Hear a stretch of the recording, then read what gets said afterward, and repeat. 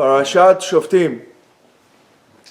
Before we start Parashat Shoftim, we'd like to thank Idan for making the famous chulant. Thank you.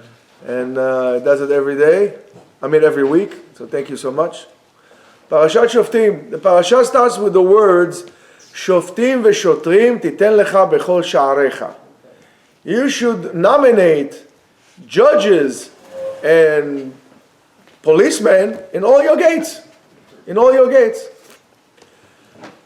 But that word of Shoftim, or putting judges, it's not enough for it to kind of understand the gap that we have between our understanding of a judge, a shofet nowadays, to a biblical or to a Jewish judge in terms of halachic judge, what we're talking about. The difference is heaven and earth. Heaven and earth. The Zohar on Parashat Shoftim explains that the word shofet refers to balance.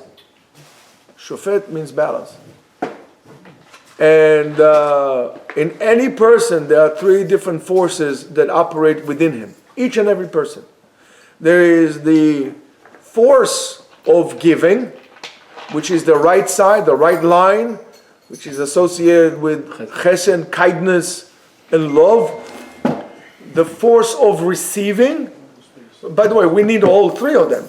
The force of receiving, which is the left line, which is din, judgment, gvura, heroism. And the balancing force in between them, what we call kav ha'emtzai, the middle line, the golden path, which is rachamim, mercy, and shalom, which is harmony. According to Jewish law, when a person is found to be guilty, in other words, he's a criminal, that is because he came out of balance. Very interesting, almost like in Chinese medicine, lahavdil, in Chinese medicine, when the person is sick or has a condition, they view it as a certain imbalance within the system of the body. And according to Chinese medicine, it doesn't make a difference if it's a physical ailment or spiritual or mental ailment. It's an imbalance within the system that it needs to be fixed. We need to restore the balance. So, therefore, if he became a criminal, if he was found guilty for what he did, it is only because he came out of balance. He lost the internal balance in him, and most likely it's because it's the left side, the din, and powered the status quo, and now we have a problem.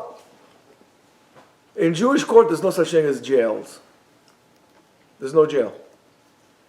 Today we take the guy and we'll throw him in jail, let him rot. So therefore, and why is the left side, the person became a criminal, became selfish, and he overcome the deen. Now selfishness means, let's say for example, as we said this morning, let's say Ishmael has a golden watch. Now, I don't care about the circumstances that brought him the golden watch to his possession, whether it's his wife bought him, or his grandfather gave him, or who knows what, or he worked very hard for it. I selfishly want it, so I take it. So, overcoming of selfishness, that's what will cause you to have a crime. So, therefore, the job of the judge is to bring that criminal back to a state of balance and harmony, and that is the meaning of the word shafat, shin pei tet.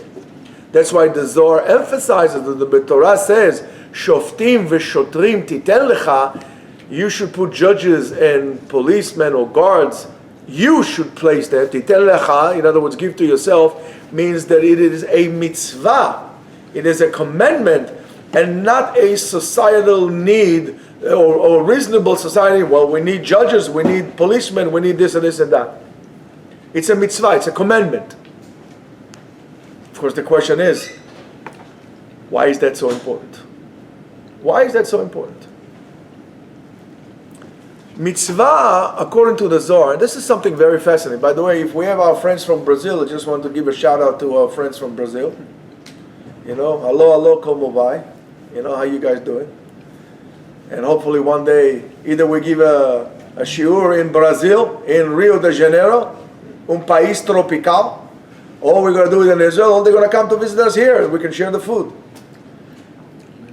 So, why is that important? And I'm going to tell you something now which is fundamentally important to understand what is that we do and what mitzvah is all about. Mitzvah, according to the Zohar, is an action that connects heaven and earth. That's the link that connects us to Shamayim, to heaven. Connects body and soul. It's not two different things. I need the body and I need the soul to commit the mitzvah. And what's the soul part of the mitzvah? That's the kavanah, the intent, and the state that I'm at to do it. And I need the body to actually execute it. A mitzvah connects between a spiritual awareness with a physical action. That's what I needed. Otherwise, I'm just like an animal, just like a beast. So when the shofet and the shoter, when the judge and the guard, call it not a policeman, call it a guard, and therefore to that matter, anyone who is a civil servant in our society should, if they would act from a place of purpose and a spiritual duty, from a connection from an obligation or commitment to connect the public job that they do, the physical, the personal job that they have, with a divine value or with a divine virtue of a mission and a purpose, well, that's what we are talking about. Now, of course, that driving force is going to be different, and therefore the results are going to be different as well. And naturally, when a person acts from, like we do, like if you do something or you're about to do something, the first thing that you do is your, cost-benefit analysis. What do I get out of it? What do I get out of it?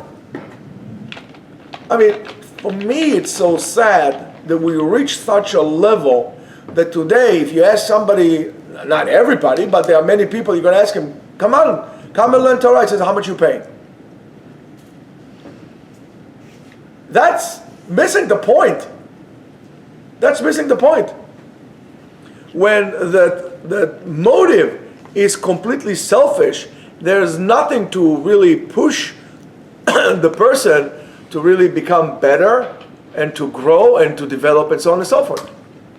And that is the reason why there's so much dissatisfaction from the job or the way they operate all our public officials in this time, and not only in this country, basically all over the world. I don't think there is a place in the world that the people are happy with the people that they chose to become leaders, to lead them, or for whatever reason put themselves in that place of power. It doesn't make a difference who it is, unless of course you're like in a total Marxist regime like North Korea, or some according to some people, they want to turn this country into like the cult of personality. All these Mussolini and all these guys, this is all the cult of personality. There isn't a place like this. Why? Because most of them act from a very selfish point of view. It's all about me. How am I going to make sure that I'm going to get re-elected? Not what could I do to this place? How could I serve the people? How the people are going to serve my purposes? I mean, not for anything. Today, I haven't seen yet a world leader that is humble and lives in I wouldn't say poor, but just like a regular layman. They all, as soon as they got into office, they become millionaires. You can have a person who was a bartender 2 days before election, a bartender. Claim to be anything under the sun. Claim to have Jewish roots, Spanish roots, black roots, Chinese roots, whatever roots. Just get me the vote in. Half a year after they get elected to become congressman, senator, whatever it is the world they became, they can already afford themselves to buy $10,000 suits, Louis Vuitton bags, and where's the money coming from? And don't tell me you care about the people. That's what it is. It's all about selfishness. That's why the world today is in such a state of imbalance. And when you're imbalanced, you can't function. You cannot function. So we have a pasuk, a very peculiar pasuk. We all know the story of the Eglah Arufa. The Eglah Arufa is a body was found in the middle of the road between two cities, and now what are we going to do? Comes the pasuk and says, "Ve'anu ve'amru," and the sages said, "Yadenu lo shafchu et adam hazeh ve'einenu lo ra'u." Our hands did not spill this blood, and our eyes did not see what happened here. We take the leaders of those two towns and we bring them over. Now I'm going to tell you something. It's very easy to sit in your in the throne of becoming a president, a manager, and so on and so forth.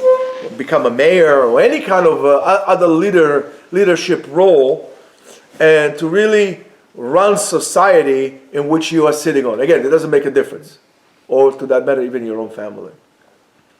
And to really assume, it's very easy to do that, and to assume that if something did not go right, if something is wrong, it's really the fault of the people that are not doing their job right. We always blame the people.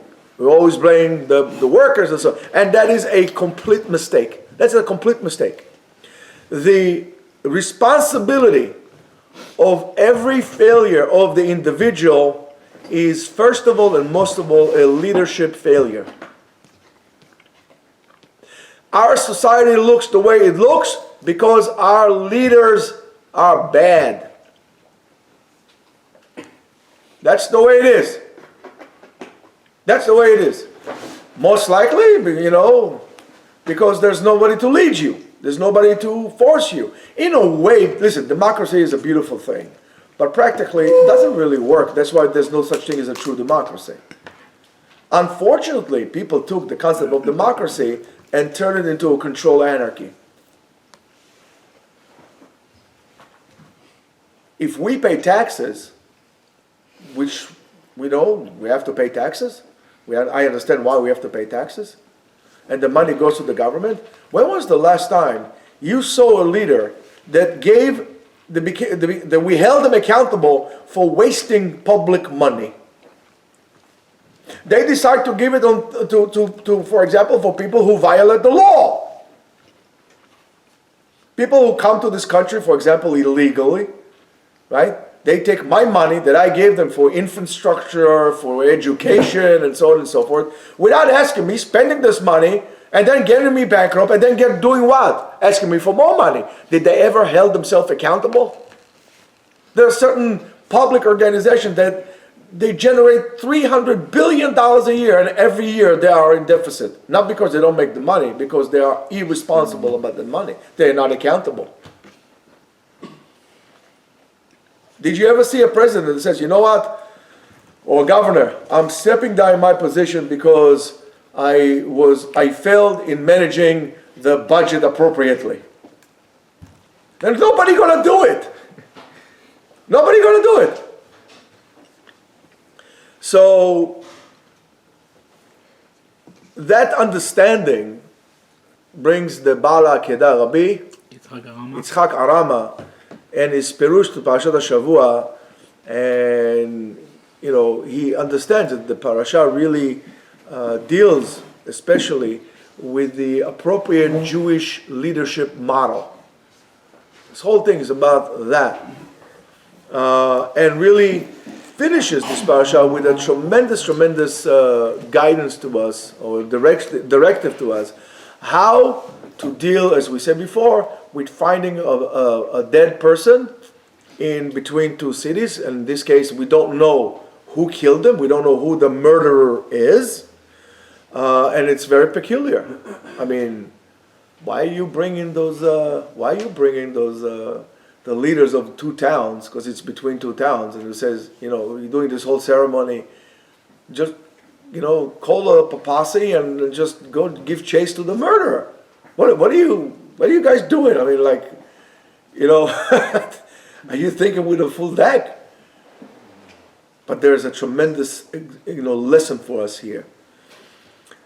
The murderer is really a lowlife. A person that kills a person is really a dark lowlife.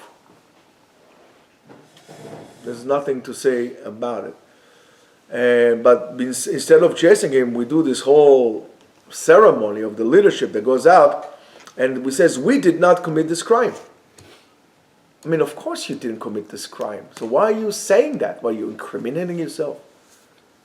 I mean, the leaders commit the crime. They did not. They're righteous people. They're all sages and smart people, and they didn't commit it, which is strange. So Rabbi Yitzchak Arama explains that such an event of a person being killed was not created in a vacuum, did not created in an empty space. An empty space in Hebrew is called halal. Halal. Empty space is halal. Like space is halal. And of course, that kind of event really shows and indicates the inferior act, this miserable act of the killer, but together with that shows a certain leadership failure.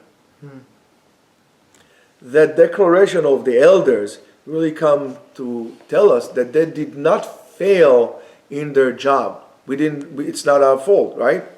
And it's very much as they say, like in Israel, they say, don't blame the guy at the gate.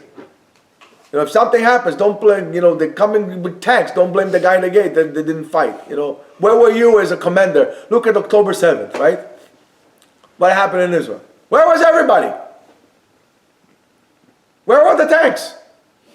Why, you're blaming the guys over there? The poor women soldiers that were fighting like, let me tell you, some of those women fought like lions. I was amazed at the heroism of some of these women. Forget about the men, but the women, they fought like tigers, like lions. Where are all the generals? Do you see anybody taking responsibility and saying, okay, I'm stepping down, the day is over, I'm stepping down because I failed? Nobody. Don't blame the guy, don't blame the doorman. And that's what exactly they do.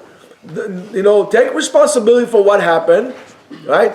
From whether you're running a company, right? From entering the door of your company until there is a failure with your shipment. You as the boss, as the ones who runs it, should be aware of that. Something is failing in your company.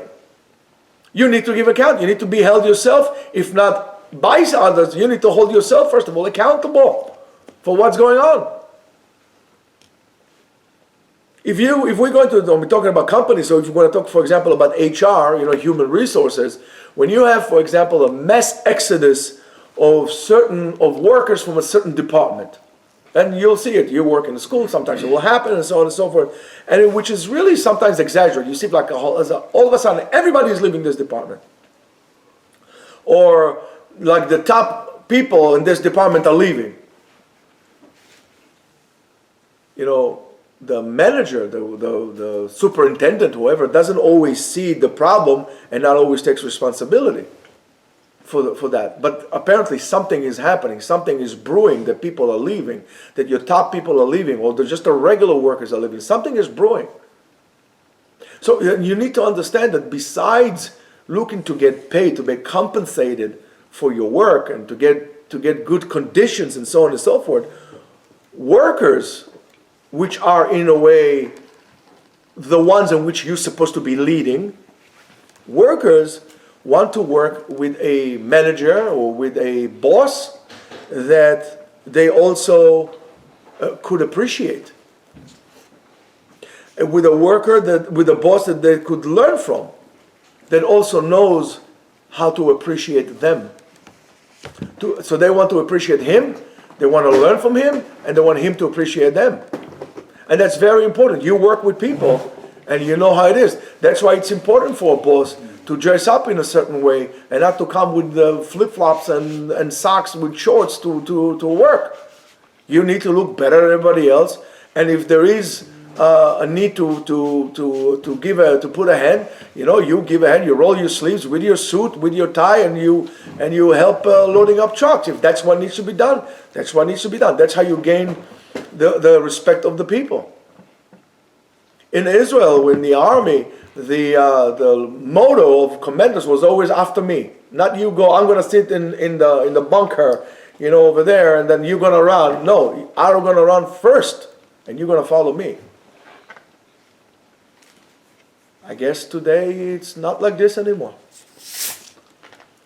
And in order to really know and to learn what really works or doesn't work in your company, right? One of the ways to do is to do like an organic 360 degree perspective on what's going on there, in which that in this ceremony or whatever it is that you do, the manager, the colleagues, your workers, and so on and so forth, could be in a discretic way, like in a very personal way. It could be also in like a round table kind of a thing. Really sit down and they do a briefing. That's why special forces are so efficient and they're so successful, because the process of briefing, or actually should I say debriefing, after an event is very important. And in a special ops, setting, everybody has a voice and everybody's opinion is important. It doesn't make a difference if you just joined the company yesterday. If you went on a mission, your voice is important also, and maybe more important than everybody else, because you say things that they got used to and they just forgot about. Mm-hmm. Do we do such a debriefing with ourselves? Do we as a society, if you have, for example, a shul, or you have an institution, the people are leaving, or us as a religious society, if we have people that are leaving, do we do our own debriefing? Why people are leaving? If you see all of a sudden you had 200 people in your shul and 100 people left, do you say, excuse me, what's going on here? Or you're going to say, I don't care what they leave. Let them leave. I don't care. I just do what I do. That's a wrong management approach. Exit survey. That's my next point. That's exactly my next point. You need to do an exit survey, an exit interview with the person. Yes, the person made up his mind to leave, but you need to learn why is he leaving.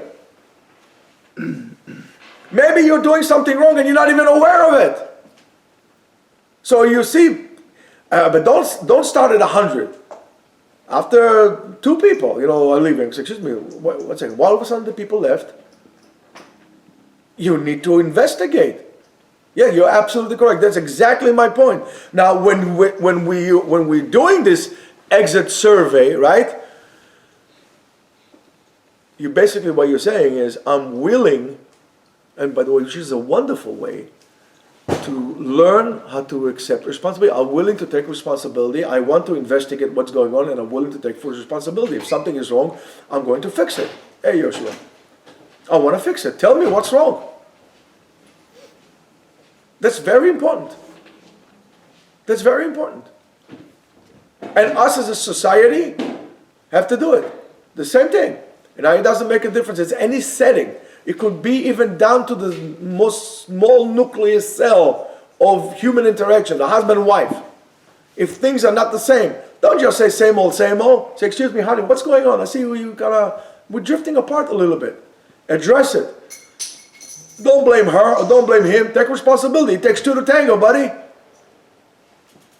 People don't all of a sudden say, you know what, I had enough of this guy or I had enough of this woman. Something happened. Why are you sleeping on a job? Now, it doesn't make a difference if it's a husband and wife, or a family with children, or extended family, or a congregation, or a whole society. If there is such exodus, stop what you're doing and start investigating what's going on. We don't do it. We always blame somebody else, even in society. We blame the internet, we blame the flip phone, we blame the telephone, and before the phones it was TV, and before TV it was radio, and before that it was books, and before that it was Greek music. We always blame something else. Maybe we are doing something wrong. Not that there is anything wrong with the Torah. The Torah is perfect. It's perfect. But the way we interact with it and interact with others, maybe something needs to be readjusted a little bit. Where's our responsibility? Where's our responsibility? And I'm going to tell you even further than that. It's also true to yourself. To yourself. If you feel something, that you've been doing something, you're very excited about doing this thing beforehand, and all of a sudden you find yourself, Rabbi, I just don't feel like praying anymore. I don't know, learning is, I don't know, it's nothing. Wait, stop. What happened? What's going on? Something had happened. Don't blame somebody else. Take responsibility. It's you. Something happened to you. You need to learn. If you're not going to address it, that problem is going to manifest itself to other aspects of your life. Own your decisions. Own your destiny. Something is going on. Let me fix it. If you have problems here in America, don't think if you're going to run to Israel, you're going to leave your problems behind. They're going to follow you. Your problems will follow you like a shadow. I saw an amazing picture. My son sent me a picture of my granddaughter. My small granddaughter. It's like the first time she actually noticed the changing attributes of her own shadow. And she was trying to run away from it, coming closer. And he said to me, she was fascinated, like 10 minutes, she was like, fascinated by this.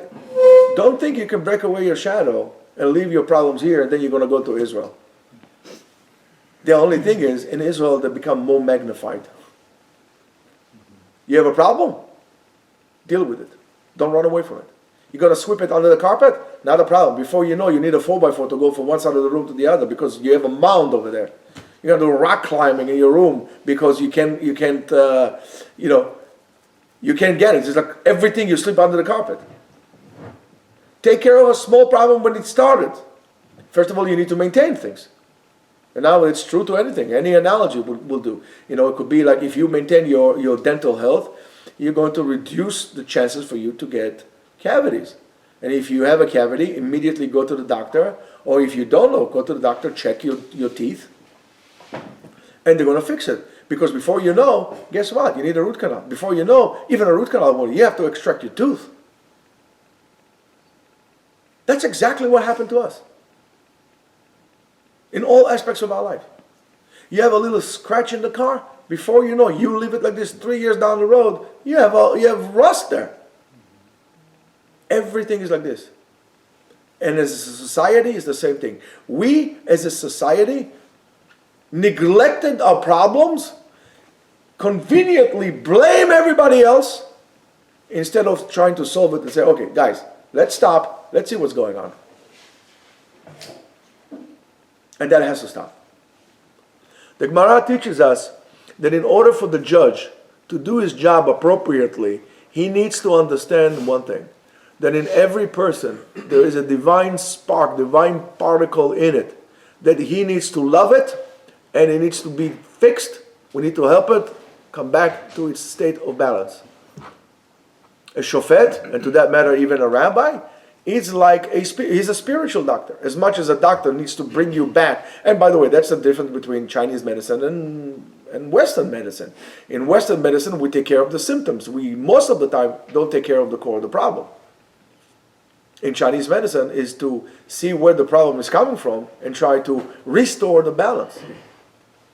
I told you many times, Judaism is really an Eastern mindset, not a Western mindset.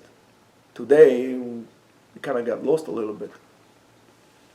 If the judge is not going to understand that, or that guard, or any kind of a public servant doesn't understand that he was giving a divine job, duty. If he doesn't understand that, if he has a certain level of animosity, and so on and so forth, he is being disqualified for becoming a judge from that point on. That's why the judge should not care if there is a poor man and a rich man. If the rich man is right and the poor man is wrong, he should not feel. He should say that's the din, that's the law, and the other way around. Don't think you're going to get some kind of a benefit from the rich man if you're going to judge in his favor. If you cannot understand that, if you cannot come to become a judge from a place of love and a will to restore the balance, you can't be a judge. You can't be a judge. And the guiding law for a judge is ve'afta l'reacha kamocha. You should love your fellow Jew like you love yourself. And ve'asita hayashar ve'atov, right? To do whatever is right and judged and straight. You can't divert. The din has to be emet. You have to act in a place of mercy, of love, and responsibility, as the Kadosh Baruch Hu does to all his creations. That's why the Dayanim are also called Elokim. They call Elohim. Vayavo lifnei Elohim. What is Elohim? It's the judges. Why? Because you need to come from a place of mercy, not wickedness. In Judaism, we don't do, we don't lynch people, and we don't do field courts. Kill people. Hang am I? We don't do that stuff. We don't do that stuff. Bichlal. When we don't keep that rule, there is a void, and that's the halal, and that's what the Torah says. And from here we learn, Ki imatzeh halal nofel basadeh. Maze halal. Because of that void, there was an empty space, and then that's why somebody was killed. That's why the judges need to come in, the sages, the great people of the city need to come in, because it's ultimately their fault. And then, of course, what happens? The judges and those public officials come in and need to measure, right, by themselves, which city is closer to the place of the murder. And after the city was measured, right, the judges of the city are being held accountable for this murder, and that's why they have to do this weird ceremony of egla arufa banachal, of whatever they do there with a calf and so on and so forth, where they say at the time, Yadenu lo shafchu et adam hazeh ve'einenu lo ra'u. Our hands did not spill the blood, and our eyes did not see that wrongdoing. In other words, the Torah puts the responsibility of the murder, of the killing, on the leaders. That's what the Torah does. And why? Because these are the ones who are responsible for the social justice that is done in that community. And the Gemara tells us that a man came into the city and he wanted to eat, and the guy told him, no, I'm not helping you, and then he went to the field, and then he got angry and killed him. I mean, what kind of a place does you have a person who is hungry, a person who is in need, you're not helping him? Well, what are you doing over there? Enjoying your Game of Thrones, sitting there playing God? Well, if you want to play God, not a problem. Act like one. Why did you leave the people so uneducated? If you come into a shul and you see people are fighting about seats, about this, about that, you as a rabbi, don't sit in the back there and try to hide. Step down and say, guys, here, you want a place to sit? Come sit where I sit. Sit in my seat. I'll give you my seat. You are the leader. You're expected to do that. Now, you have to understand that any leader, whether it's a manager or owner or anything like this, is a tremendous job, and is a tremendous, tremendous position of power. But because of that, is also the obligation and the responsibility is his as well. And the leader needs to create the appropriate social climate that would not cause a deterioration of the society. He needs to create a climate in which the society will be able to appropriately function. And if you see chaos in the streets and so on and so forth, it's most likely because something is rotten. And you need to stop and say, okay, what's going on here? And if we found such failure, so before we're going to point a finger, we really need to do a real thorough examination on the way we conduct our business, and our leadership style and our leadership practices. And of course, we all hope that our leaders will take their responsibility because they have a tremendous influence on us and society altogether. And our obligation is always to really keep what is really important to the other and to pay attention and to magnify what puts us together. Because only, as they say, only love would win, right? And this is the whole principle, by the way, of this Chodesh, which we just started, which is Chodesh Elul. In Chodesh Elul, what do we say? Ani ledodi vedodi li. I am for my beloved one, and my beloved one is for me. Not only in relations between me and God, also between me and my other human being. That's how it's going to work. It's going to, one hand washes the other, and together we wash the face, as they say. Parashat Shoftim is a direct connection to the month of Elul, which obviously always fall in this parasha, which is also Idan's parasha, right? Yeah. And by the way, yes, it's Idan parasha. And my English birthday is tomorrow. Tonight. Well, tomorrow. Tonight is not a Hebrew one. Tomorrow is the 6th. It's my birthday, and Chet Be'elul is my Hebrew birthday, which is going to be next week. But nevertheless, Parashat Shoftim always falls in Chodesh Elul. And the Zohar and the Pasuk, when it says Al Shnei Edim or Shlosha Yedim, again, the Pasuk is very weird. Only if you have 2 or 3 witnesses, Yumat Hamet. What is Yumat Hamet? The dead person would die. I mean, what is this Yumat Hamet? It should say Yumat Achai or Yumat Adam. The living person or let's say the dead would die. I mean, it grammatically is wrong. The Zohar says, listen, this is not a problem. It's not a problem.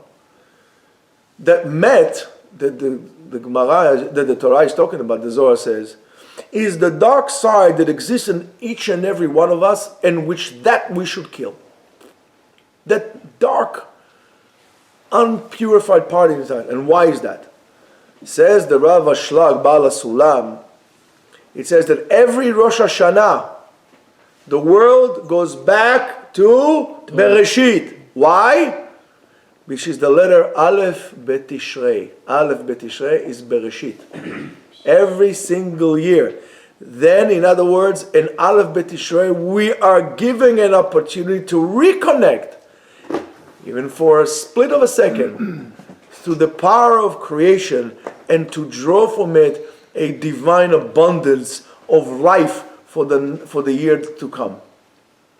And that's why it's very important to appropriately daven with an appropriate minyan and Rosh Hashanah. And this is not a sale or some kind of a carnival. If you want to go carnival, go to Rio de Janeiro, or go to Bahia, go watch carnival. Shul, a synagogue is not a carnival. It's very important to daven like that.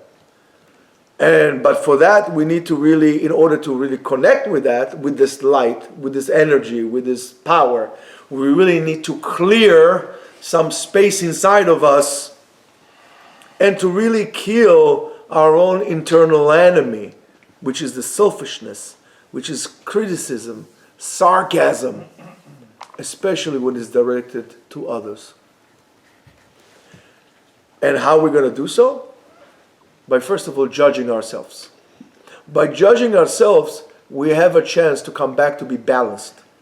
That's why Parashat Shoftim is Dafka specifically read right now and this month, right before Rosh Hashanah, to give us the ability of shvita, of judgment, or in other words, the power of balance. As long as we have the time. This month should be dedicated to enhance your internal balance. Be very careful with what you do, especially not on the phone, especially not when I'm talking. Be very careful with what you do this month. Be very careful. Next year is determined not just on Rosh Hashanah, but it's mainly depend on what you're going to do now. This month. This is the month of balance. Another direct hint for that, or hint for this direct connection between Parashat Shoftim and the month of Elul is, of course, the sign of this month. The sign of this month is a Sagittarius. Betula, Virgo. Right? Virgos. Hey, Virgo over there. Telephone. Put the phone away. Right? One of the characteristics of this astrological sign is paying attention to small details, to be able to become very critical, pinpoint things. And this month we could all become judges. However, it's much prefer if we would judge and balance ourselves first. And this is the perfect timing. A month before Rosh Hashanah, we get the ability, we receive the ability, as they say, to balance our books. Just like you do when you do taxes. You need to balance your books before they come by. How are you going to do so? Paying attention to details. Where are you slacking? Because the most important parts of your life is the parts that you don't pay attention to. The small details that you neglect, that are the most important parts of your life. The most important moments of your life is the moments that you don't pay attention to. That is, take this, it all works for in our benefit. And by paying attention to details, you could start paying attention to lack of balance. To what caused me the lack of balance? To the perfection that comes from this, or the influence that comes from the total attribute of this mazal. So mazal betula, betula is a Virgo, is a virgin. It means wholeness, pure feminine wholeness, which is a tremendous power of the Shekhinah. Complete, balanced. In that matter, Rabbeinu Chaim Vital says the pasuk Shoftim v'shotrim titen lecha bechol she'arecha. You should place judges and guards in all your openings. It says, what are those gates that you need to put on? The eyes, the ears, the mouth, the nose.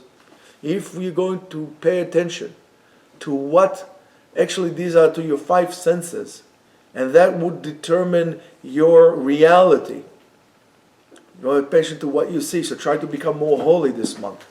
Try to eat better in terms of kashrut. Try not to listen to Lashon Hara. Try not to speak Lashon Hara. Try not to gossip.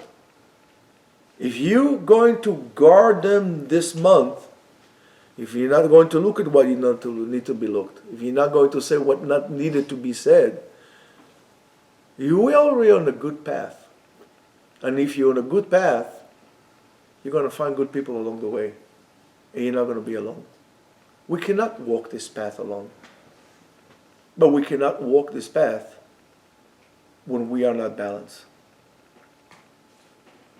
This parasha, if you learn it appropriately and you implement it, will be a great medicine for you and a great medicine for all of us, especially this year. I don't think there is a person, a Jewish person at least, that could say that this year was a good year for him. And we need this balance. We need this balance to bring it back, and we should demand accountability from our leaders. But before we do, we need to demand accountability for ourselves. So let's pay attention to the small details. Let's connect with something that it's really given to us as a gift. And Be'ezrat Hashem will be able to stand and to receive the Shefa in Rosh Chodesh Elul and Rosh Hashanah. Shabbat Shalom and Rosh Chodesh Tov.